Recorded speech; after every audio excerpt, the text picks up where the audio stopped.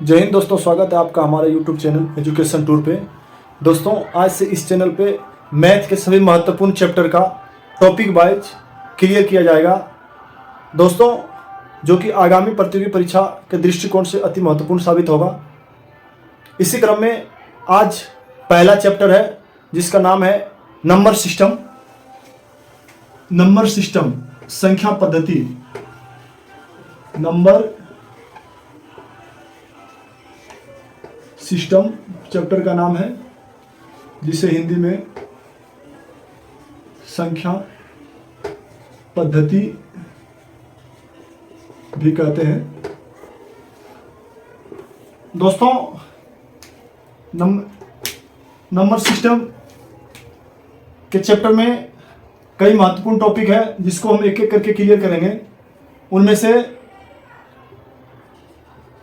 Number 1 है प्राकृतिक संख्या पे प्राकृतिक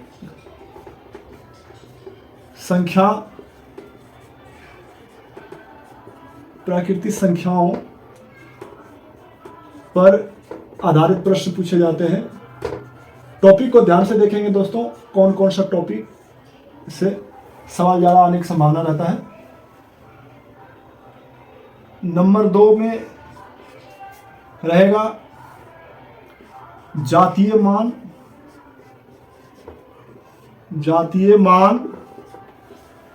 या स्थानीय मान। कहीं कहीं अंकित मान भी रहता है, अंकित मान या स्थानीय मान। नंबर 3 में इसी चैप्टर से महत्वपूर्ण टॉपिक है गुणनखंड। नंबर 4 है इकाई अंक।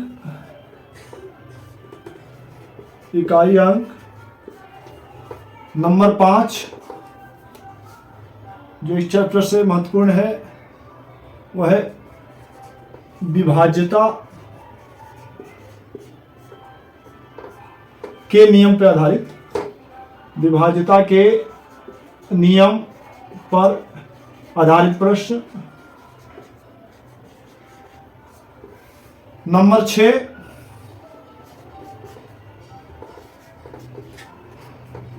शेषफल प्रमेय पर आधारित प्रश्न आता है। शेषफल प्रमेय। नंबर 7 में टॉपिक है शून्यों पर आधारित रहता है दोस्तों, शून्यों पर आधारित प्रश्न। कोई एक वक्तव्य दिया जाएगा, उसको फलाना फलाना फलाना को गुणा करने पे अंतिम में शून्यों की संख्या, शून्यों पर आधारित प्रश्न। और बाकी इससे और जो संबंधित होगा 8 नंबर में विविध लिख ले दोस्तों। विविध जो भी इससे संबंधित रहेगा सभी को क्लियर करेंगे इस चैप्टर से संबंधित। इंग्लिश मीडियम वाले इसको लिखें बेस्ड ऑन नेचुरल नंबर। इसको लिख लें फेस वैल्यू या प्लेस वैल्यू से संबंधित पूछता है। गुणनखंड, इसे तो जानते हैं आप लोग, फैक्टर कहते हैं, फैक्टर से रिलेटेड। इकाई अंक के बारे में भी जानते होंगे, यूनिट डिजिट इसे कहते हैं। विभाज्यता के नियम, डिविजिबिलिटी रूल पे आधारित प्रश्न आता है। शेषफल प्रमेय, रिमाइंडर थ्योरम से रिलेटेड प्रश्न आते हैं। और शून्यों की संख्या, थोड़ा सा इसको मिटाते हैं दोस्तों। विविध आप लोग नोट कर लिए होंगे। शून्यों पर आधारित नंबर ऑफ जीरो, इसके अंतिम में शून्यों पर आधारित लिखता है number of zero at the end of an expression. बाकी एक 8वां टॉपिक विविध था जो मिटा दिए, मिसलेनियस। दोस्तों ये सारे टॉपिक को हम एक एक करके क्लियर करेंगे। इन टॉपिक को क्लियर करने से पहले थोड़ा हम नंबर के बारे में बताएंगे। इसका स्क्रीनशॉट ले लीजिएगा नोट करने के लिए।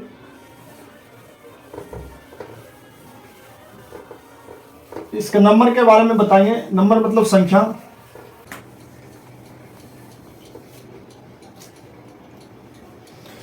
दोस्तों इन सभी टॉपिक पे जाने से पहले हम मोटे तौर पे संख्या के बारे में जानकारी दे दें। संख्या गणितीय भाषा में कई प्रकार के होते हैं, पर जो मोटे तौर पे बता देते हैं जो काम में आएंगे। अभी नंबर 1 में पहले है प्राकृतिक संख्या। प्राकृतिक संख्या। नंबर 2 पूर्ण संख्या। इनको बताएंगे हम दोस्तों किसे कहते हैं प्राकृतिक पूर्ण संख्या। फिर है सम संख्या। 4 में है विषम संख्या। नंबर 5 भाज्य संख्या। 6 में है अभाज्य संख्या।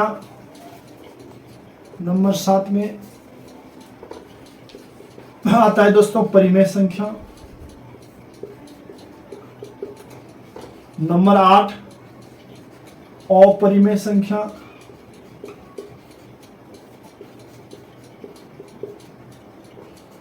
नंबर 9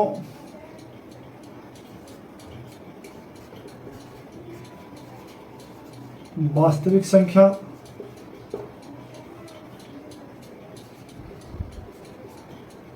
नंबर 10 में आता है दोस्तों एक संपूर्ण संख्या करके आता है। इससे वन लाइनर क्वेश्चन बनते हैं। तो प्राकृतिक संख्या दोस्तों है 1 2 3 4 5, ये सभी प्राकृतिक संख्या है। पूर्ण संख्या को कैसे पहचानेंगे, तो इसमें 0 लग जाता है। 0 1 2 3 4 यानी प्राकृतिक संख्या में आगे जब 0 लग जाता है तो वो पूर्ण संख्या हो जाता है। प्राकृतिक संख्या 1 2 3 4 5, जब 0 लग गया तो ये पूर्ण संख्या हो गया। सम संख्या वैसा संख्या जिसमें 2 से भाग लग जाए, जैसे 2 4 6 8 10, ये सभी में 2 से भाग लग जाता है। शेषफल 0 बचे। 2 दूनी 4 2 3 6 2 6 8 2 5 10। विषम संख्या जिसमें 2 से भाग ना लगे, पूरा पूरी ना कटे, जैसे 1 3 5 7 9 11, ये सभी विषम संख्या है। भाज्य संख्या। भाज्य संख्या है दोस्तों जो जिसका 3 गुणनखंड हो, यानी जैसे अगर हम ले लेते हैं 4, तो 4 1 से कट जाता है, ये 2 से भी कटता है और ये 4 से भी कटता है। यानी 3 गुणनखंड कम से कम, मिनिमम 3 गुणनखंड हो। मिनिमम 3 गुणनखंड जिसका हो वो भाज्य संख्या कहलाता है दोस्तों। जैसे हो गया 4 6 8, ये सभी भाज्य संख्या है। अभाज्य संख्या जो 1 और वो खुद से कटे, जो खुद अपनी संख्या उससे कटे, जैसे 3 है दोस्तों, ये 1 से कटता है और फिर पुनः ये 3 से ही कटेगा, इसके अलावा किसी से नहीं कटेगा। जिसका मिनिमम 2 गुणनखंड हो, मिनिमम 2 गुणनखंड हो, जैसे 3 5 7 9 नहीं है दोस्तों, 9 नहीं है, क्योंकि 9 1 से भी कटता है, 3 से भी कटता है, 9 से भी कटता है, तो 9 नहीं है, 11 है। ये सभी अभाज्य संख्या है। परिमेय संख्या मोटे तौर पे जिस संख्या को p बटे q के रूप में लिखा जाए, अब दोनों संख्या पूर्णांक हो। अब कहेंगे पूर्णांक क्या है? पूर्णांक तो हम लिखे नहीं, तो एक पूर्णांक संख्या भी होता है दोस्तों, पूर्णांक के बारे में भी बता देंगे हम। पूर्णांक और q बराबर नॉट जीरो, q जीरो के बराबर नहीं होना चाहिए, यानी यहां नीचे जीरो नहीं होना चाहिए दोस्तों। q कभी भी जीरो नहीं होगा, वो परिमेय संख्या है। अपरिमेय संख्या जिसे p बटे q के रूप में लिखा नहीं जाए, p बटे q के रूप में लिखा नहीं जा सकता, इसको लिखा ही नहीं जा सकता है। जैसे है पाई का मान 22/7 हम लिखते हैं, पर एक्चुअल इसका पूरा वैल्यू नहीं है दोस्तों। पाई का एक्चुअल वैल्यू 22/7 नहीं है, इसके आसपास का वैल्यू है। जब हम 7 से ये इसका, तो इसको कभी भी लिखा नहीं जा सकता है दोस्तों। इसका बराबर वैल्यू को 22/7 से नहीं दर्शा सकते हैं। एक इसके अप्रॉक्स में वैल्यू ले लेते हैं 22/7, तो ये परिमेय संख्या हो गया, तो p बटे q के रूप में नहीं लिखा जा सकता।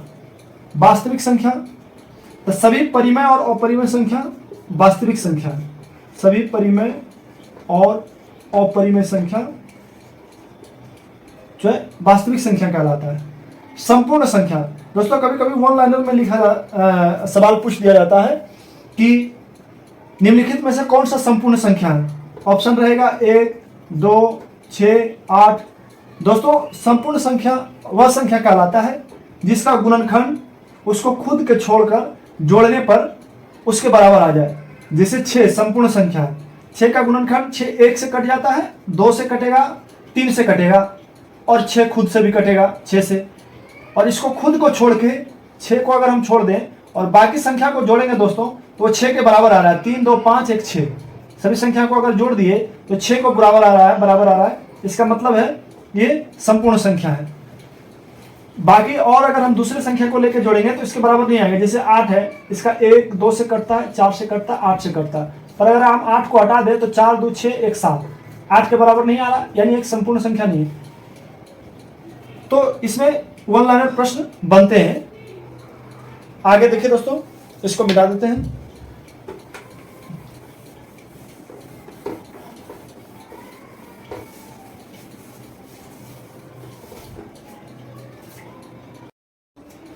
इसी क्रम में दोस्तों एक पूर्णांक संख्या रह गया था। पूर्णांक संख्या जिसके बारे में हम बता रहे थे, तो पूर्णांक संख्या सभी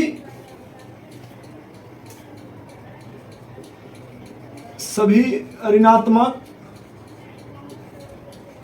और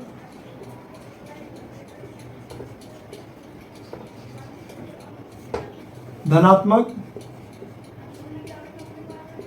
संख्याएं पूर्णांक संख्या कहलाता है। जैसे -1, -2, 0, 3, 4, 1, 2, ये सभी पूर्णांक संख्या हैं दोस्तों। एक आता है दोस्तों सअभाज्य संख्या।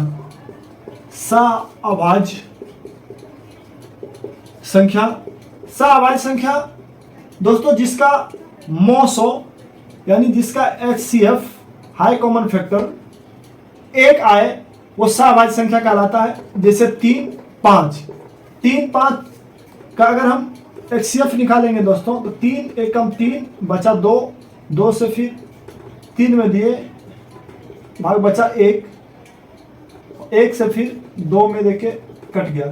ये दोनों का HCF दोस्तों 1 निकला, ये दोनों का HCF 1 निकला। इसका मतलब यह सअभाज्य संख्या है। इसी प्रकार अगर 3 और 4 को भी ले लिया जाए दोस्तों, ये भी सअभाज्य संख्या है। 3 से 4 में दिए भाग 1 बार में कटा, 1 से 3 बार में लगा। यानी इसमें 1 के अलावा कोई भी संख्या कॉमन नहीं है दोनों में, जब भी है तो 1 ही है। बाकी और भी दोस्तों जैसे जैसे इन संख्याओं का जरूरत पड़ेगा वैसे वैसे हम बता देंगे, पर मोटे तौर पे इन सभी संख्याओं के बारे में थोड़ा सा नॉलेज हो गया होगा। और बाकी आपके पास अगर कोई किताब भी है गणित का, उसको भी थोड़ा देख लें। और टॉपिक को हम कल से शुरू करेंगे, एक एक करके टॉपिक वाइज सभी को क्लियर करेंगे। आप इसको थोड़ा सा वीडियो को पॉज कर करके देख लें, समझ लें, और कल से हम टॉपिक वाइज वीडियो स्टार्ट करेंगे। जय हिंद दोस्तों। अच्छा लगे तो शेयर करें, सब्सक्राइब करें, लाइक करें, फॉलो करें। जय हिंद दोस्तों।